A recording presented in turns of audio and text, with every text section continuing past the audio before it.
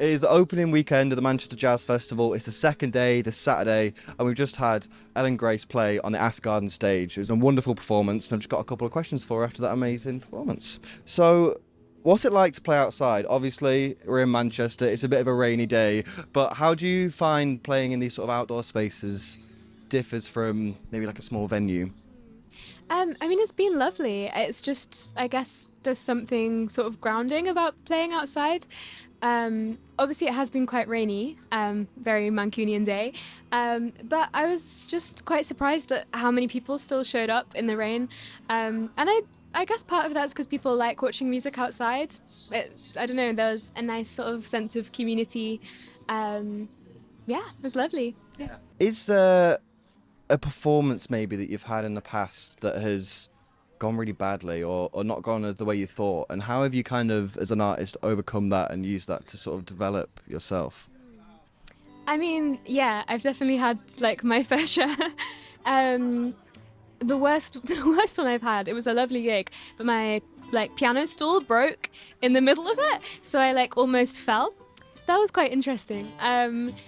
But I kind of kept going and it was fine. People just laughed and moved on. I kind of think my general ethos is, you know, you have good gigs, you have bad gigs. But for me at the moment, a gig is a gig, and I love playing live. So even if there's sort of hiccups, there's always going to be tiny little things that go wrong. Yeah, I just think you can sort of like take that and just move on, you know?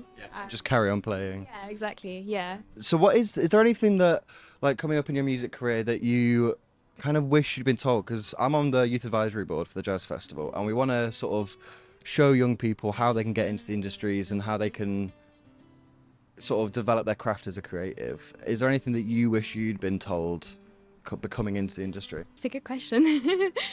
I think this is just sort of random off the dome, but I think there's a lot of pressure to sort of be constantly creative and have like a very constant output of music and material and stuff. And I think, well, it's true that it's lovely to sort of live your life as a creative, doing as much of that as possible. I think it is important to sometimes just sit and take a break, or like in terms of writing, you know, you go through phases where 1 month you'll write millions of songs and then you won't write any bangers for a year.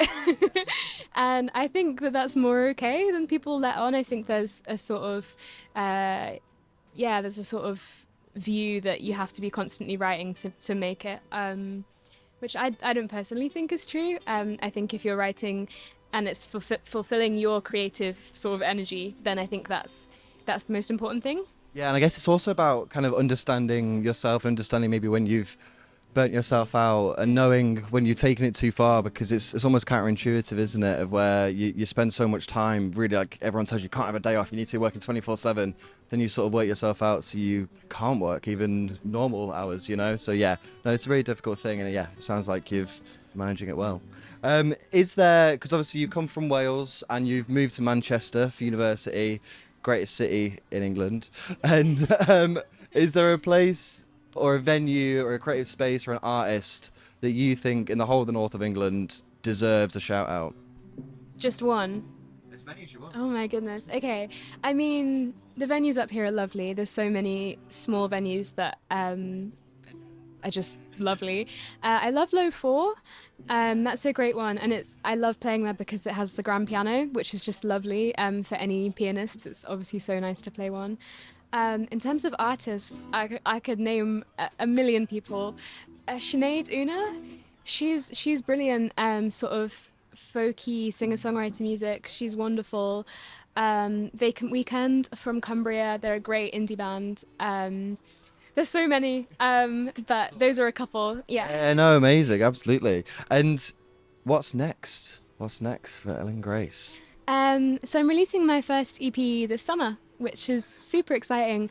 Sort of been working on some songs for a while, which are sort of mainly about moving to Manchester, really, being sort of country girl in the big city and figuring it all out. And it's 4 tracks, and the first single is actually out in a couple of weeks. It's called Steps. So that's sort of the main thing on my horizon right now. And what date is Steps coming out? 9th of June. Check out her single Steps coming out soon.